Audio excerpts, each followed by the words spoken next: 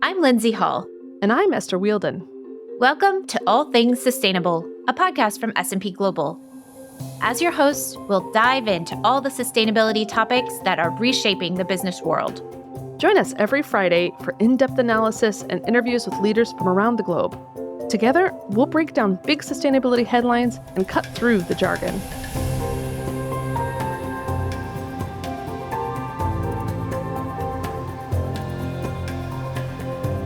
In conversations across the sustainability world, there are some key phrases we're increasingly hearing, and we're going to explore those with three guests in today's episode. The first phrase is back to basics. And the context I'm hearing this in is financial institutions saying that in the current very fraught landscape for sustainability, they're really taking a hard look at their business to make sure they can make a clear connection between their sustainability strategy and their financial decision making. For example, last week on this podcast, we heard big bank HSBC talking about the need to ensure the commercial value of energy transition strategies. That interview was with Sir Danny Alexander, who was a keynote speaker at the annual S&P Global Sustainable1 Summit, which took place on April 30th. This year, the event was hosted in London, and we sat down on the sidelines with speakers from across industries to talk climate change, energy transition, and navigating the current tumultuous sustainability landscape. I was MC at this event, and the idea of going back to basics came through in other panels as well, including today's first guest, Jessica Friis. Jessica is Executive Chair at Accounting for Sustainability, or A4S, and that's a not-for-profit established by the UK's King Charles III over 20 years ago when he was the Prince of Wales. As you'll hear Jessica describe, A4S works with financial decision-makers to drive sustainable outcomes. Later in today's episode, we're going to unpack some of the other key phrases we're hearing: pragmatism and realism. We'll talk with a leader from the Energy Transitions Commission. This is a global coalition of leaders across business, finance, and the NGO space committed to reaching net zero by 2050. And we'll hear directly from an energy company that's actively grappling with the energy transition. Norway-based Equinor is the largest supplier of energy to Europe and has a portfolio that encompasses oil and gas, renewables, and low-carbon solutions. First up, though, what does it actually mean to go back to basics? Here's Jessica from A4S, who starts off with some explanation of the organization's goals and how it works with the financial community. We work with all parts of the finance world, all the way through from asset owners and asset managers, banks, insurers, through to companies, and particularly within the real economy and within the corporate sector, the CFO and finance community. When His Majesty first set up A4S, he really talked about how we could modernize a lot of the decision-making tools and reporting frameworks that we were using to make them fit for purpose for the 21st century. And it was really clear at the time that things really hadn't evolved very much. So you had sustainability happening really in a silo from finance. And a lot of the stakeholders we were working with really struggled to see what their role could be. So fast forward 20 years, things have obviously moved on a huge amount. But we really focus still on three key overarching aims. So how can we support finance leaders to take the kind of actions that they need to take to achieve a sustainable future? How can we really work with them and their teams to transform financial decision-making and equip organizations with practical tools that really work for finance? And then finally, how can we scale up action? We know we face some really major challenges. So how can we really make sustainable business as usual in the face of, particularly at the moment, a really rapidly changing global context, which is putting a lot of pressure on those sustainable decisions? I was going to say, this is quite the moment to be having this conversation. Tell me, what are some of the challenges you're hearing about from the organizations and stakeholders you work with? We've just finished the latest series of quarterly meetings we have with all of our senior stakeholders. So whether that's the chairs of pension funds, the CFOs, members of our advisory council, which it also includes regulators and others. And I think that everyone is grappling with how to continue to focus on their long-term sustainable goals, and whether that's around climate, nature, or people, in the face of some very challenging near-term context. And I think that it's always been a challenge in terms of how to balance the long term in the short term. We've just had Mark Carney re-elected as Prime Minister of Canada. And one of the things he said a few years ago was the tragedy of the horizons. And of course, so that underlines that it's always been hard to balance long term with the short term. But in the current context, I think that that is really coming to the fore. We don't see business leaders and finance leaders backing down from those long term goals. I think everyone is very clear of the consequences of a failure to act with the kind of scale and speed that we need on climate and nature. And we're increasingly feeling the physical impacts of a warming planet already. And if you look at those longer term trajectories, it becomes very clear the economic and social consequences. But how can you really translate what you'd seen as a huge momentum towards setting strong net zero goals aligned with the science in the short term, where you may be facing financial pressures and you certainly are facing very rapidly evolving and divergent conditions in terms of the regulatory landscape and the geopolitical landscape that you're facing in terms of those decisions? Yeah, absolutely. I was in Washington, D.C. last week during some of the World Bank and IMF spring meetings, and I had a chance to hear from a lot of the world's largest banks and other financial companies. They were talking about the challenge of this current moment. They're also saying that some of this disruption could cause some needed change, maybe a bit of a reset. Are you hearing anything like that from your organization? We'd already been seeing a real hardening up of understanding. I think if you look back a few years into, say, the Glasgow COP, you saw real momentum with companies and other actors, including banks and financial institutions, setting those net zero goals. But I think at the time, very few organisations really knew what that meant in practice, how to get there. And I think over the last few years, you've really seen a lot of that deep dive analysis happening. And I think organisations realise just how challenging it is to take the kind of actions that are necessary to achieve some of those goals. So some of the things that we're doing is we really focus on the practical and what can you do and how can you do it. You're always going to get a lot of noise happening in the world. So what is within your power to influence and change? So one of the really practical things that we've been doing is looking at how do you align your financial planning process with your transition plan. So one of the other big things that a lot of organisations have been doing is looking at what their transition plan is and increasingly having to disclose some of the details to their investors and others. And there's, of course, more and more transition finance out there to support that journey. But how do you really hardwire it into the capital investment decisions that you're making, or even the operating budgets that you might have?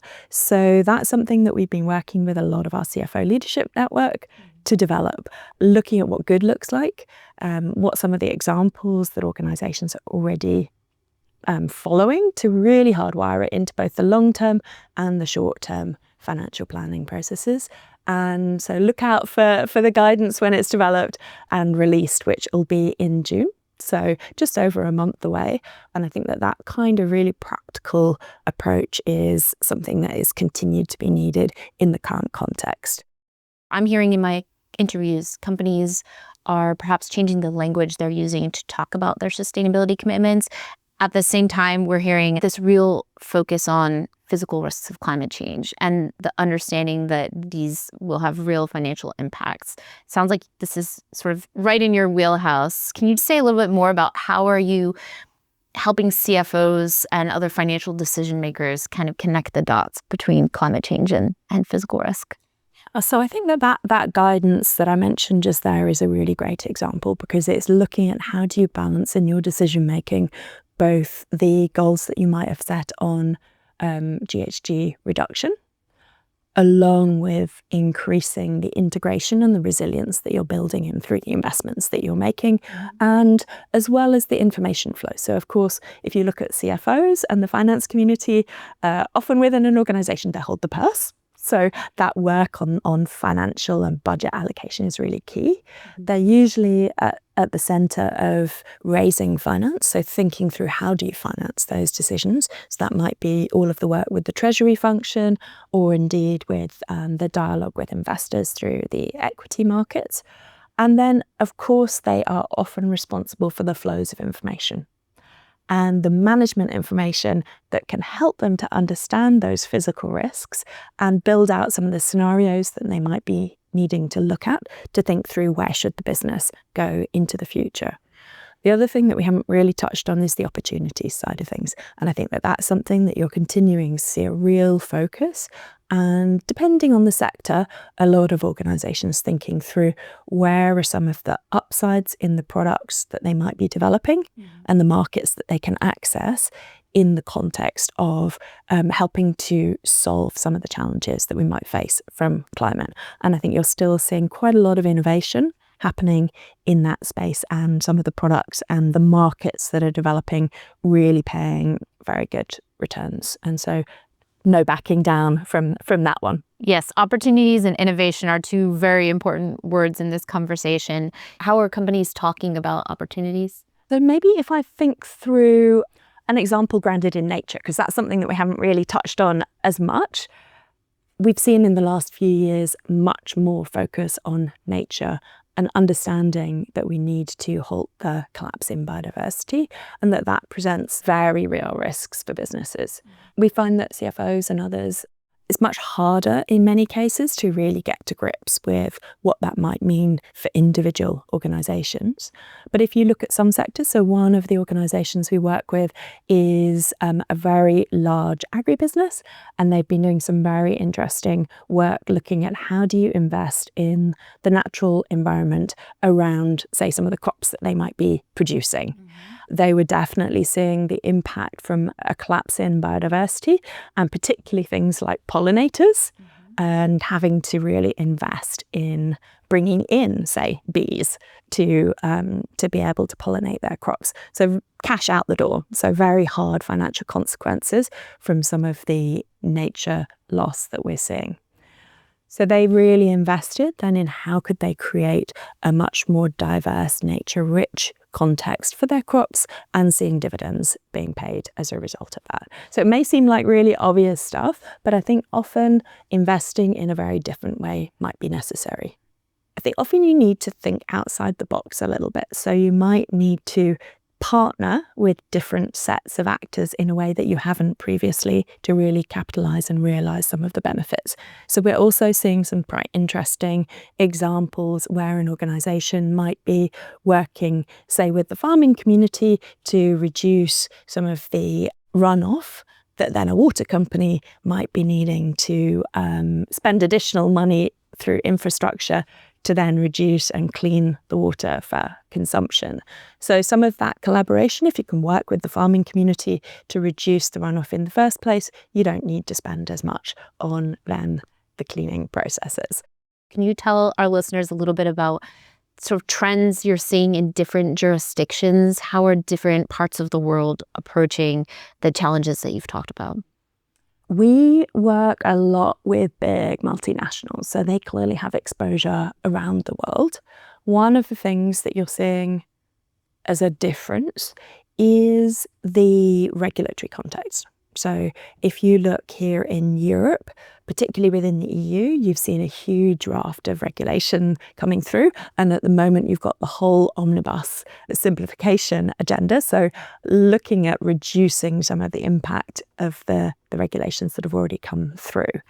Now, I think from organisations that we work with, they welcome the simplification, but they don't want to see a dilution in the ambition.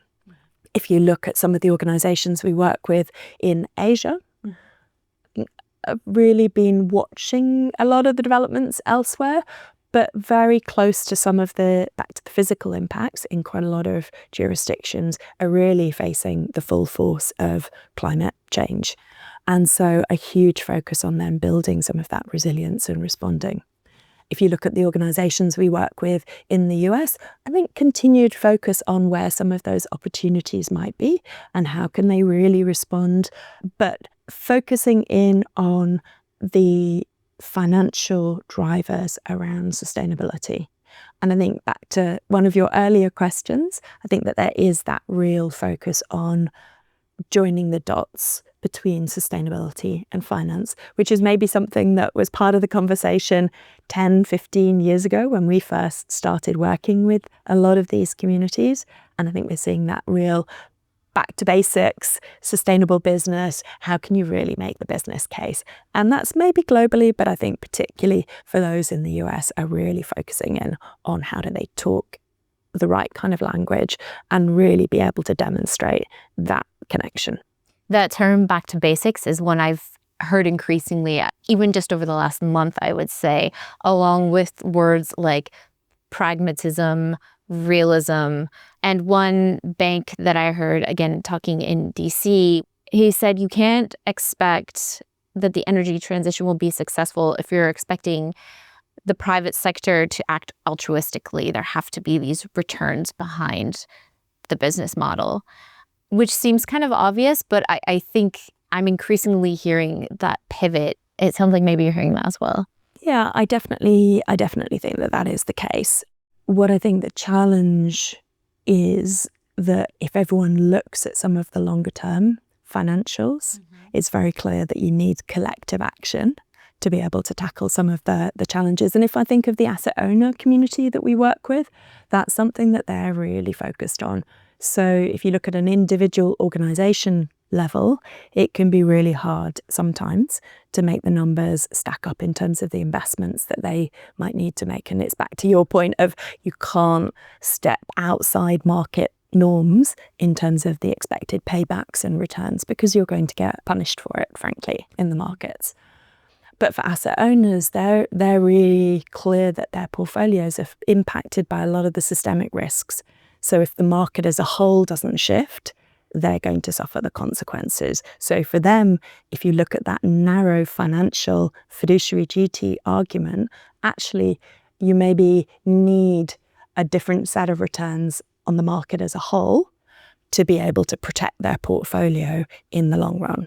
And often they are really focused on the long-term returns because their beneficiaries might be going out, 80 years. You might have had somebody who's just started saving for their pension now.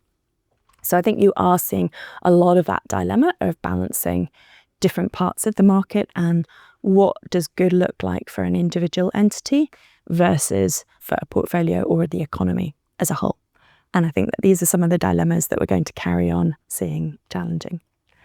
Now, one thing that we haven't touched on that I think is, again, back to some of the opportunities and the areas that people are really excited about is the potential of AI and technology to help to address some of the challenges, but also put a spotlight on some of the information that is needed to really grapple with those different scenarios and understand the kind of risks and the opportunities that organizations face. So that's another area that we're really focused on this year, looking at how do we join the dots, provide the kind of insights, and how can finance best leverage some of that emerging technology or rapidly deploying technology for good. Well, Jessica, I've asked you lots of questions. Anything that I haven't touched on that you think is important for our listeners to understand today? Keep focusing on the long term. Don't get too distracted by the short term. Easier said than done, but I think ultimately we know that you get different cycles and we know that there's real physical and financial impact from a failure to address climate change. So we need to make sure that we are continuing to act together to address some of these very real challenges that we face. That's a great note to end on. Thank you for sitting down with me today. It's a pleasure. Thank you for having me. So we heard from Jessica how financial decision makers that A4S works with are thinking about making the business case for sustainability. In some cases, this is being framed as going back to basics. She mentioned Glasgow COP, and that's the UN Climate Change Conference of the Parties that took place in Glasgow, Scotland in 2021. She also referenced Mark Carney, who, when we had this conversation, had just been elected Prime Minister of Canada. Throughout the summit, I heard people reference Carney and his concept of the tragedy of the horizon. In a 2015 speech, Carney called climate change the tragedy of the horizon, and by this he meant that the catastrophic impacts of climate change will impose a cost on future generations that the current generation has no direct incentive to fix. It's an idea we've discussed on this podcast in the past, the challenge of balancing near-term energy priorities like security and affordability with longer-term sustainability priorities. We've heard in recent episodes that this balancing act will require pragmatism and realism, two more of our buzzwords today. At the 2025 CERAWeek Energy Conference S&P Global hosted in March, We heard many executives touting an all of the above approach to energy that uses all available sources to meet the world's growing energy needs, including oil and gas, renewables like wind and solar, as well as nuclear. Well, our next guest talks about this balancing act and how different sectors are approaching the energy transition. Her name is Min Guan, and she talks about how to take a pragmatic approach to the energy transition in a world that's being reshaped by AI, growing energy demand, and tariffs. Okay, here's our conversation where she starts off by explaining the couple different roles she holds. So I am currently a director at Systemic, focusing on decarbonisation of power and electrification. For those of you who are unfamiliar with Systemic, we are a consultancy and investment firm, and what we focus on is driving what we call sustainable economic system change. And to do that, to give a concrete example, we focus on bringing what we think of as the critical technologies up the S-curve for at-scale adoption and therefore decarbonisation of sectors. So I then spend my time across both Systemic and one of our coalitions that we host, which is called the Energy Transitions Commission. The Energy Transitions Commission is a global members coalition consisting of about 60 leaders across business, finance, and the NGO space, who are all committed to reaching net zero by 2050. And we work with those members to bring about impacts through bringing robust analysis and conversations to align on the pathways to net zero. Given the work that you do with the Energy Transitions Commission, what do you see as the right energy mix for the future? And how is this changing over time? This is a absolutely topical question. So what we see is a primarily electrified energy mix for the future. And I would say that across the last years and probably even the decade, a number of different studies have actually converged on this answer. And the reason is because we believe that most of the energy intensive sectors can be technically and economically electrified. And those that cannot, there's a role for both biofuels, carbon capture and storage, and electrofuels, which are fuels derived from electricity that could help decarbonize those sectors. I think the stat that I would really like to share with everyone is that right now we have about 20% of our final energy demand, which comes from electricity. In a net zero scenario, by the time we reach there, we see up to 70% of final energy demand coming from electricity. And then the remaining 30% will be split between the biofuels, electrofuels, which is going to be hydrogen and their derivatives. And there is still a role for fossil fuels with a carbon capture attached. And so you mentioned the work you do on decarbonization across sectors. What should our listeners understand about how things vary from sector to sector? So a lot of the work that we do focuses on what we like to call the hard-to-abate sectors. So these are sectors which are very energy intensive. So we're talking about sectors like aluminium, like steel, like aviation, who consume a lot of energy to operate in their processes. And some sectors within that don't have the technology to actually fully electrify. So let me give you an example. Aviation, for instance, electric planes are not able to fly the distance for commercial long-distance flights today. So we actually believe that the answer is going to be sustainable aviation fuel, which is going to be derived as an electro fuel. And another example of that would be shipping, for instance. So again, electric ships have a small role to play in short distance shipping. But again, when you're talking about the transcontinental shipping routes, then really the role there is much more ammonia, which is derived from hydrogen, or methanol, which is also derived from hydrogen to carry those distances. Min was a panelist during the S&P Global Sustainable1 Summit in London, and on stage, she described how grid capacity is evolving to meet global energy demand. In our interview, I asked her to describe the role she sees for innovative grid technologies. You'll hear Min mention the IEA, that's the International Energy Agency. Here she is again. The grids really are at the heart of the energy transition, given how much electricity is going to be consumed in a net zero energy system. And so a stat to really illustrate that is that the IEA did a piece of work and they predicted that the grids need to expand by more than 50% by 2050, which will mean much more hardware, but it will also mean more software and management software to control the flows across the grid. And this is really tricky in grids because a lot of electricity grids tend to be regulated assets, which means that their business plans and their spend need to be approved by regulatory bodies. And those regulatory bodies need to carefully balance what is necessary in terms of grid spend, both to maintain and to upgrade and expand the grid, and also the costs to the end users of that system. Now, the reason why we think innovative grid technologies have a major role in playing in expanding the capacity of grids is that we did analysis on a number of different kinds of technologies, and we think that if you optimize the adoption of innovative grid technologies, you could decrease grid investment by up to 35%. Now, innovative grid technologies come into two buckets. I kind of think of them as the hardware bucket and the software bucket. And just to give you an illustration, that the hardware bucket is capable of expanding grid capacity in total across all of the ones that are being used, about 20 to 40%. So that's existing grid capacity where if you replace the existing hardware, you could already increase the amount of electricity that flows down that system by significantly more. And some examples of those technologies are superconductors, dynamic line rating. This one is very topical, grid inertia measuring software. There is also a role for software, AI, and better planning, visualization, and control of the grid. And so some examples of that might be better siting of assets. And then the biggest one, in my mind, is actually integrating demand-side flexibility into the system.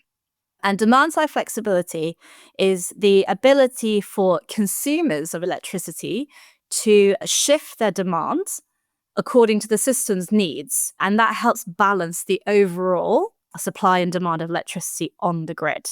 And we at the ETC actually think that up to 30% of global electricity demand could be managed through demand-side flexibility. So it's really important. And the other reason why it's all important is because typically demand-side flexibility is also a cheaper way of introducing that critical balancing power into the grid. And in order for that to integrate into the grid and in order for the grid operators to control that, we'll see a major role for AI and software. Okay, AI is definitely a big part of all the climate and energy transition conversations that I've been hearing and certainly came up quite a bit at the Sustainable1 Summit. How is it coming up in conversations that you're having in your work? A big part of what we are looking at, and it does come up, is the role of powering AI. So data centers won't come as a surprise, are a hot topic right now as one of the major new drivers of electricity demand. I think from where we're sitting, it's really how do you kind of supply that big driver of demand? And I think one of the reasons why it's so important is, though, I think it's spread across global electricity consumption, AI is actually not very big. I think it's about 1% today, and it'll increase to maybe 2.5% by the end of the decade. But because the demand centers for these data centers are kind of focused in areas where there is the right qualities, if you want to build them, then they can take up much, much more of that local grid demand. So that's kind of one thing. And then I think the second one that is a really important topic is electricity grids generally are struggling with connection. So with grid connection queues in Europe, maybe stretching out to 7 to 10 years, that is being reformed as we speak. But then there is also that question of if you want to connect the AI and the data center, new demand centers, they typically want to connect faster. And therefore, what are the alternative solutions that they could look at to access power faster? Let me take the UK as an example. Regardless of whether you're building a power plant, so a wind farm or a gas plant or a solar farm, as part of your planning and permissioning project process, you will need to apply to the transmission operator for a connection to the grid. Conversely, also, if you are a demand center, so let's say you're an industrial manufacturing site, you will also need to apply for connection to either the distribution grid or the transmission grid. In Europe, the grids have been facing congestion problem for many years. And so in order to manage the system better and prevent blackouts, the system operator has a queuing system in place for when they can offer these connections at a time when they can then say, you know what, we can guarantee that you will have 100% availability to the grid once you're connected. Plus also very high demand for electricity connections has been what's been causing these queues of up to 7 years in Europe. Thank you. That's a really helpful explanation. And you mentioned blackouts at a time when all the headlines in Europe this past week have been about what's happened in Portugal and Spain with their blackouts. Is that relevant to the conversation we're having? I think it is absolutely relevant to the conversation that we're having. And I guess to put that into context, Electricity grids in the developed economies are evolving assets. They were designed for one particular system, which is dispatchable power at certain locations. And now we are shifting to a very decentralized, flexible system, which is changing the way that the grid infrastructure, which sits in between supply and demand, has to manage all of these flows. It is going to turn into I think, increasingly complex system. And the reason why I think that's contextual is because with the way these grids are designed and the new types of generation that are coming onto the grid, they will require new technologies to control the frequency that is required on that grid system. And I think this is where the Spanish blackouts becomes very topical, because I guess there are two things, and I don't want to jump to any answers or any sort of conclusions because I know they're underneath investigation. But what we can derive is that grids are increasingly interconnected. So Europe has a target of 15% interconnection by 2030, which means that actually cascades could happen a lot faster. But also this complexity of different types of generation and different types of demand will mean that the control around the grid is going to become a lot more complex. Okay, so we're hearing a lot about AI. And then also in conversations about climate and the energy transition, we're also increasingly hearing the word pragmatism. How will pragmatism shape the technology needed for the low carbon transition, especially in this current rather fraught tariff landscape? I think that's a really, really important question, because what we're seeing in today's climate is a shift away from energy transition for the sake of decarbonisation. Energy transition as an enabler, a lever for energy security, independence and competitiveness. And I absolutely understand the increased scrutiny on the cost transition, because we are increasingly in some areas looking at more expensive costs of living. And I think it is really important that cost of the transition can be made manageable for households and industry. That being set aside, though, if we can take a step back, our analysis at the Energy Transitions Commission still shows that an end state decarbonised system is the cheapest. And so some of the statistics for sort of what we call climate archetypes are that if you are very lucky to be a Sunbelt country, you can have a system that is primarily solar based with diurnal storage, which is storage which stretches overnight into the days. And because your climate is much more daily variation as opposed to seasonal variation, that kind of system is incredibly cheap. So we're looking at something like, $30 to $40 per megawatt hour, which is incredibly affordable compared to today's prices. And even in climates which require a lot more balancing, because they have a lot of wind generated power, which has a lot more seasonal variation and would require a lot more storage to be on the system to balance out that variation in generation. And we're still looking at power system and cost prices of around sort of $80 to $90 per megawatt hour, which is still competitive with today's power prices. So that's my way of saying that actually pragmatism is still within the energy transition, because it, in the end, brings lower cost of power. I think the second thing is that electrification also actually drives more efficient energy applications. One example is for electric vehicles. From an energy usage perspective, they are over 4 times more efficient than petrol or diesel cars. Heat pumps are another one, 3 to 4 times more efficient than gas boilers. So you actually convert much more of that energy into the end use application. The other thing that I would say about this, though, is that what we're seeing in our work is there probably needs to be a pragmatism around where you source that technology from, because of varying costs. So in our analysis, we have consistently seen Chinese technology being anywhere between 30 to 70% cheaper than European or American alternatives. That being said, there is a role for nearshoring technologies, but you would need to consider the adjacent economic benefits to offset the higher costs of manufacturing locally. And so one great example, for instance, would be offshore wind. Because the turbines can be customized and because of the installation technologies are required, there would be a stronger case to perhaps nearshore some of the manufacturing of those technologies. Same thing with, let's say, for instance, batteries for electric vehicles. There might be benefits to actually designing and manufacturing those batteries closer to where the EVs are manufactured. But with solar, I think that the technology is very modular and there's not much security risk around solar. So our current thinking is actually that there would be limited benefits to, for instance, bringing solar manufacturing onshore. And therefore, that might be a more pragmatic technology to import. That's a helpful explanation. Thank you for sharing your expertise and your reflections with us. Is there anything that I haven't asked about that you'd like to share today with our listeners? I guess my sole belief is that the energy transition is going to happen. It's going to happen not because of decarbonisation, but because these new technologies are going to scale up because they are more efficient, more cost effective. And also, they're going to enable countries to have a much more independent energy supply. So I think it's a huge opportunity. I really don't think it's a question of whether it will happen or not. I think the clue is kind of, within those technology portfolios, which are very wide, kind of which ones are going to happen sooner than others. When I asked Min if she heard anything at the Sustainable1 Summit that stood out to her, she highlighted the idea that the energy transition is not just one transition. She said there's a series of different transitions and also a series of different types of technology that will have to come together. This is an idea that comes across in our final interview today with Equinor. And I wanted to end on this perspective because this is an example of how an energy company actively is grappling with how to balance fossil fuels with renewable sources in the transition. And as we'll hear from our guests, this is not a straight or simple path, especially right now.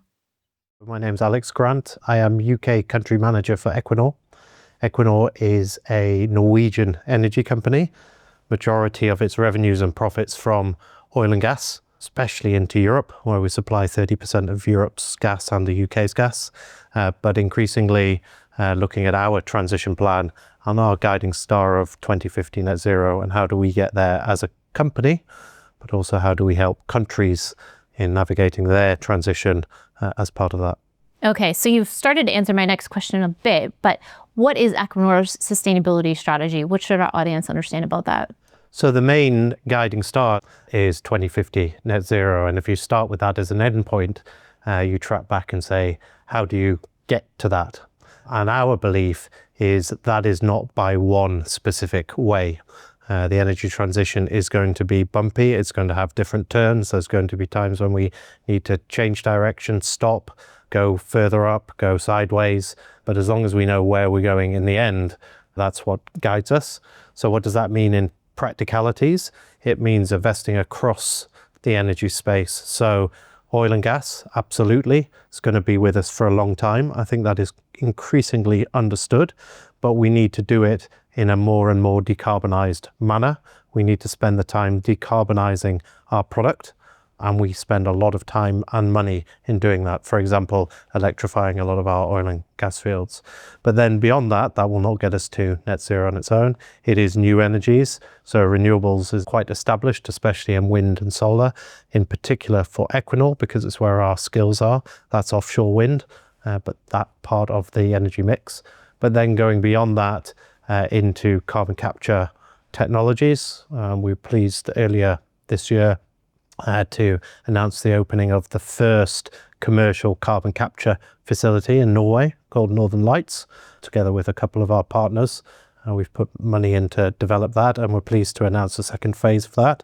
And we're extremely pleased here in the UK to have announced FID, final investment decision, on our East Coast Cluster project, which involves capturing CO2 off the East Coast, as the name suggests, but then also investing in some of the projects that will collect the carbon to inject offshore, including Net Zero Teesside. So there's another area, and then indeed other areas like batteries, etc. So it's investing across the space. And for us, resilience and energy security is of course about looking at countries and where are friendly countries and how do you make sure that you're in control of your energy. But energy resilience is also about diversity of energy supply, and we need a diversity of energy supply, especially flexible energy supply. We heard that a lot at the CERAWeek conference in Houston, the big energy gathering that S&P Global hosts every March. And I heard a lot of talk about this sort of need for trade-offs. Yes, you need energy sustainability, but you also need energy reliability and energy security. And certainly this has come to the fore with Russia's invasion of Ukraine. Talk to me about how you're thinking about that balancing act. Very good question. I think the first thing to say is it's, as you have just very well suggested, it is a balancing act. One of our concerns when we look in society is it's becoming increasingly polarized. You're either in the decarbonisation camp, or you're in the energy security camp, or you're in the lower bills affordability camp. It's not one of those. It's a balancing act between the three. There are trade-offs between them. And that's just because there are trade-offs, that's not to say we shouldn't do one or the other. We need to balance them, as you've said. I think one of the things that we need to come as society as a realization on is that getting to net zero is going to cost. The narrative of the green revolution will lower bills, it will create jobs, and it will save the planet. What's not to love? Let's just get on with it, because government step aside, let capitalism take its course. But the reality is, it's more complex than that. There are balances between affordability and security and climate, and we need to balance that in the right way. It will cost, but we need to have the narrative which is, when compared to the costs of not doing it, which is climate change, society will accept those costs. But if society believes it will come for free, when it starts showing that it does cost, our worry is there will be backlash to that, and it will take us further away from achieving it and make the road even more bumpy than it needs to be. One thing we've talked about on this podcast in the past is that it's easier to make the case for energy affordability or energy security. It's more in your face day to day. Yep. Can you pay your energy bill? Can you turn the lights on? Making the case for something like climate change, it seems very distant sometimes. Yep. And so you've just sat on a panel discussion about the physical risks of climate change and building resilience to those. Can you talk to me about how Equinor is thinking about these topics? Yep. So firstly, fantastic to sit on the panel from my perspective as well, to hear from a range of different people who are not corporates, in particular on the insurance side, and to understand that side of the equation and how the insurance market and reinsurance market looks at this challenge. So, one thing that's clear is, if we're going to carry on this transition path, it is going to need insurance, banks, investors, corporates, all of them. So we need to understand how each other is looking at this challenge. I think long term, the most efficient way to make sure that that longer term cost is thought about now is a carbon price. That's the holy grail. If we had a global carbon tax, it will internalize the cost of this otherwise long-term external piece into everyone's decision making. And as long as you have good accounting and good lawyers to make sure it's enforced, that clearly is the best way to achieve it. Absent of that, then it is how do you put in place structures, etc., that in some way can mimic the same thing. For a corporate like us, we have an internal carbon tax price on the investments that we make. So we internalize it via an accounting methodology rather than it being an actual, of course, cash tax in many parts of the world. So that's one way that we look at it.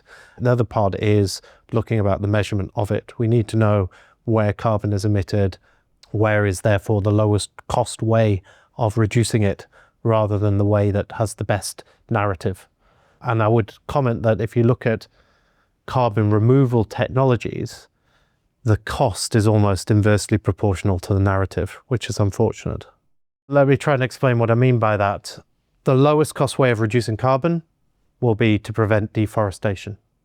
But the narrative on preventing deforestation is very difficult. Oh yeah, sure, the money you've spent has stopped those trees being cut down. If you hadn't spent that money, would they really have not been cut down?